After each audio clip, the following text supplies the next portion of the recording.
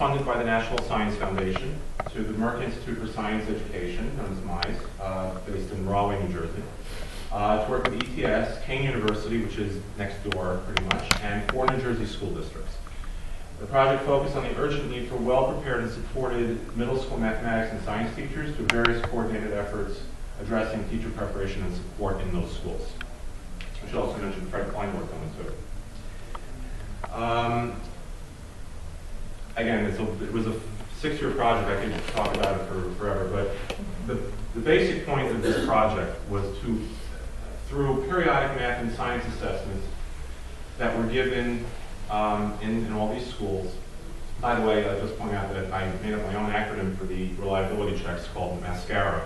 I don't know, it took some doing. Math and Science Consortium Assessment Reliability Analysis.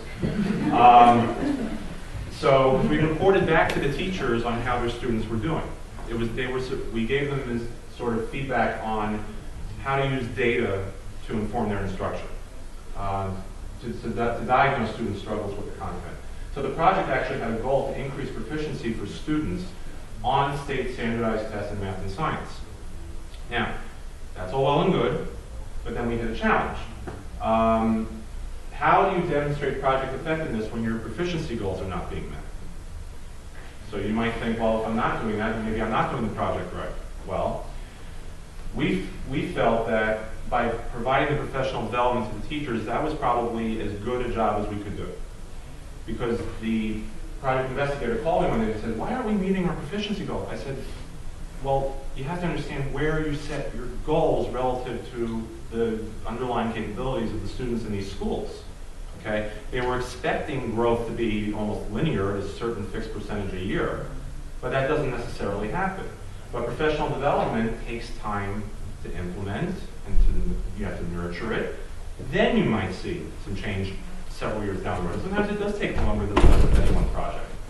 So this was an attempt to promote fairness, but like as Michael Zeke's point before, you try and remediate some of these differences as much as possible because you may not be able to remediate it completely.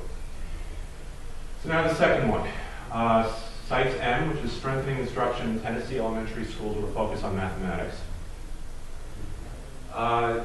If you don't know much about Tennessee is a beautiful state. I'm glad that I had the opportunity to go down there several times. I love it there. Nashville's a great city. Memphis also a great city.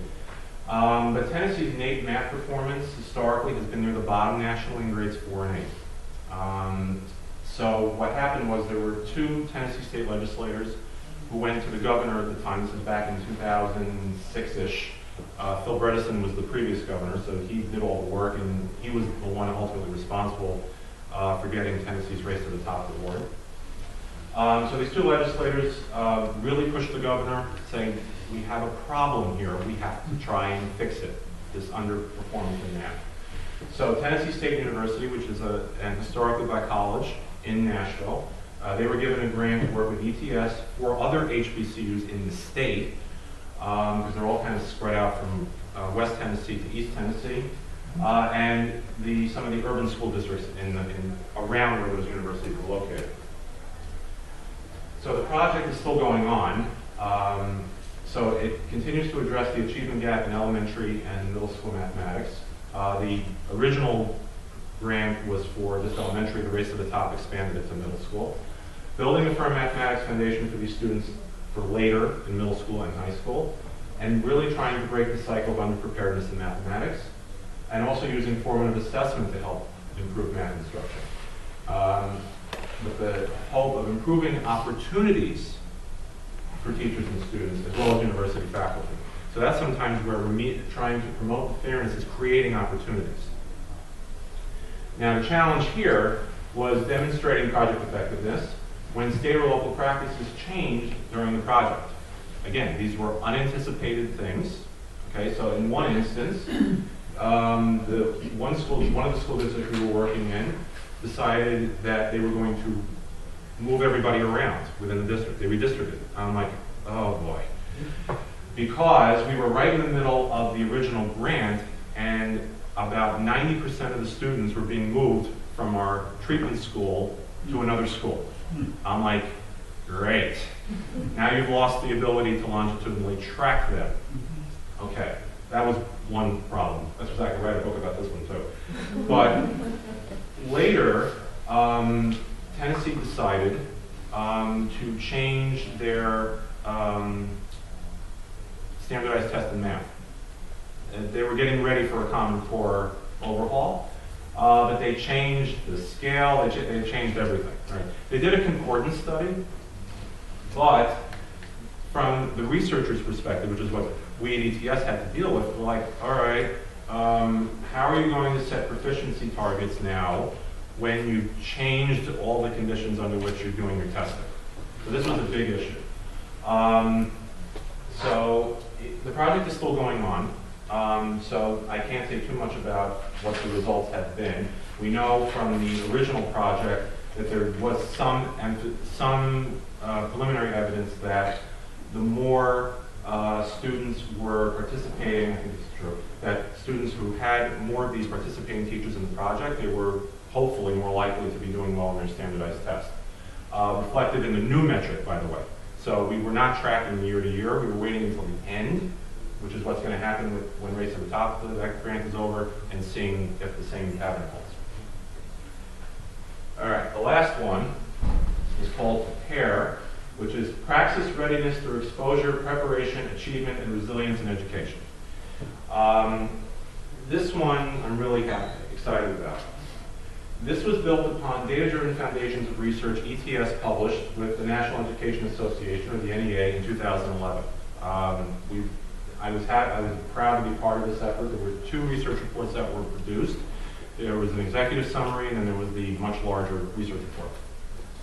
What happened was the Association of Public and Land-Grant Universities, based in Washington, D.C., and a group of a gentleman named Lamont Flowers, who's at Clemson University, they found out about our research, and they called us up, and they said, we would like to work with you on developing an intervention based on your research. And I said, wow, good, someone actually read this stuff.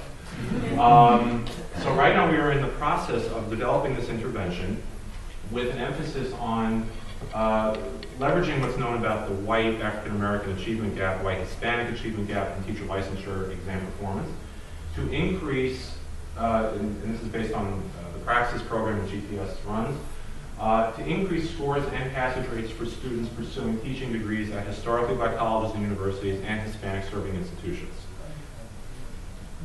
And this is driven by sort of a combination of a non-cognitive and demographic model by Pasquale and Teranzini, where if you take demographics, institutional characteristics, academic experiences, and non-academic experiences, everything interacts with each other, and you hope in the end that you're going to impact performance on the praxis. The goals are to develop relationships between teacher ed programs at HBCUs, HSIs, and public high schools. This is based on our research which says that you really should think about, if you're interested in teaching, the sooner you take these licensure exams, the better. If you can't take them in high school, that's something we don't traditionally do, but or as soon as possible in college, if you really want to be interested in teaching, because particularly with math, the longer you're away from that subject area, then you try and take the test, doesn't work out as well. So the goal, some of the other goals are to increase minority teacher candidate acumen of what the questions are and strategies through early exposure to the content. To increase the number of minority students taking the praxis within the first years of college, like I said, or if not sooner. To increase the number of teacher prep programs, there are a lot of resources between NEA and ETS that have been developed over the years. So mostly it's like online study guides to implement these into teacher prep program curricula and also part of academic support services.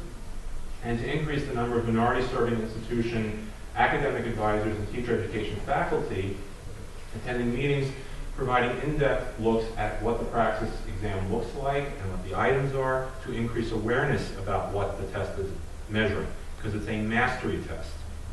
Okay, that's what people need to remember sometimes.